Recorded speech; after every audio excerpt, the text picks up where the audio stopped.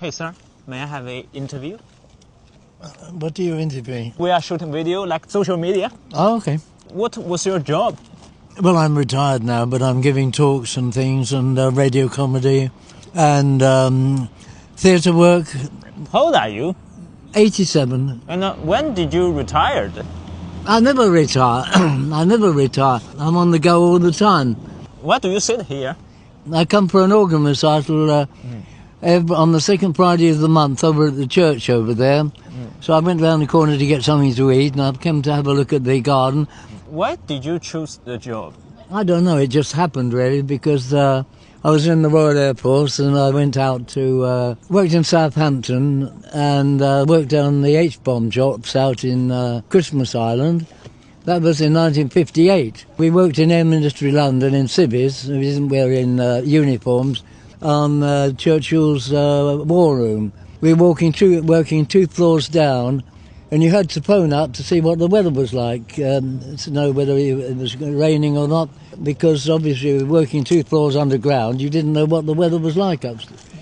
When I went out to New York, we flew out on civilian aircraft, British Overseas Airways, BOAC it was, and came down in New York in a blizzard in 1958. Didn't see anything of New York. Flew across the States to San Francisco on TWA, Trans World Airlines, which we called Try Walking Across. And from San Francisco we flew out to Honolulu, and then from Honolulu out to Christmas Island in civilian, in Royal Air Force planes out to Christmas Island. Another time I spent a month during the Suez Crisis in 1956, when those in Cyprus went out to Suez. And then I was back in London, Air Ministry London. When I came out of the Air Force, I went to live on an island in the Bristol Channel called Lundy. It takes about 3 hours to get to the island, 24 knots. Coming off Devon or Bideford. And they've got about 23 self-catering places now. When I lived over there, it was a privately owned island. And there were no licensing laws, and the pub would stay open as long as anybody wanted to drink. I can remember the publican and his girlfriend. They got a row or something. It's about the publican and his wife, they were having a row, and there was a great big jar on the counter of pickled eggs. She suddenly picked up this enormous great jar of pickled eggs, tipped it up and poured it all over him. What was the things you cannot forget? Pessimistically or optimistically? You know, a lot of people today, they're in their 70s and 80s. And when we started this appreciation society, which we call Jackass, JHACCAS, which stands for Jack Holbert and Cicely Courtnage Appreciation Society. She became a dame, so I've been running this society for about 34 years. We bring out a magazine irregularly 6 times a year. We have something like 50 to 100 members, and we meet on the last Friday of the month on the Club for Actors and Actors in Bedford Street, London. Of course, most of the members were in their 70s and 80s at that time, so they're all dead now and gone on. And so we repeat a lot of the articles which we've written in the magazine 10, 20, 30 years ago. How many children do you have?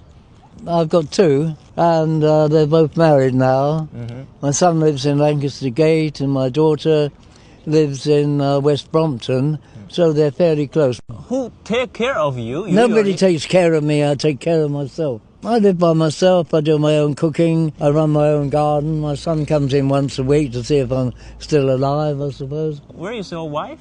My wife died 10 years ago. And sorry to hear about that. Sorry. She was from Iran. She was Iranian. How did you know your wife?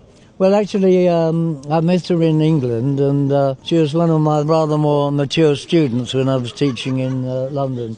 We went down to the West Country one day between Christmas and New Year, and we got snowed up, and so we were down there for about a fortnight. We couldn't drive out because of the snow, so we couldn't get back to London, and then we got married on the 13th of January. What's your life changed after your wife passed away? I was able to do exactly as I wanted to do, and I could live at home, and if I wanted to get up and have breakfast at 3 in the morning, I could do it, and then go back to bed again. It's quite an advantage in living on your own, because you can do just what you like, and get up when you like. There's nobody to say, oh, don't come in. May I ask one personal question? Okay. How much pension do you have monthly? I've no idea. I've never bothered about it. As long as there's some money in the bank, I draw it out, and I really have no idea how much it is. When I drove buses at one time. I drove buses in London, and I think I was earning about. This was going back about 20 years now, because I had to retire. When you're driving buses, as soon as you're 60, you have to take a test every year. One year I didn't pass the test because my eyesight had failed, and so I couldn't see to drive the bus. Well, I could see to drive it, but I might drive on the pavement half the time. I suppose I was earning something about £400 a week on the buses. That would be 20 years ago. It's considerably more now. Do you have something to say to the younger generation, like born after 1990? Just go ahead and do everything you want to in life. Some people just have one job. Other people have what they call a jack of all trades, which means that they do many things. I've quite enjoyed doing many things, learning to play the piano up to grade 8, playing the organ, playing the drums, singing. I was in a church choir at one time. I could tell you a lot of stories about that one. And people getting married. Mickey Rooney, he was an American, and he got married 8 times. He married 8 times, and someone said to him one day, "Can you give me some advice about marriage?" He said, "Yes. If you get married, always get married in the morning. And if it doesn't work out, you haven't wasted the whole day." You like that one? Most of the younger generation, they don't want to have child. What do you want to say about that? Let them do exactly what they want to. The world is overpopulated anyway. And if someone doesn't want to get married, oh, jolly good, that's okay. And I don't mind, it's up to them. My son has got married and has no children at the moment.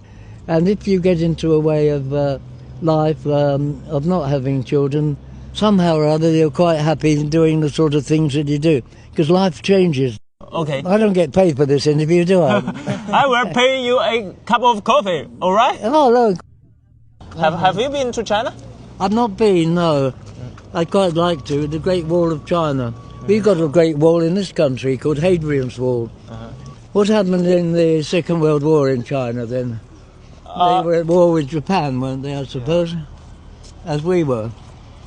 Japan tried to invade us and conquer China. Japan did, yes. Yeah. They tried to. They're still disputing over various islands, aren't they, in the sea around China and Japan. But finally, Japan failed. Black coffee and with 3 sugar. Yeah, we got sugars there. And how do I pay? Visa? Yeah.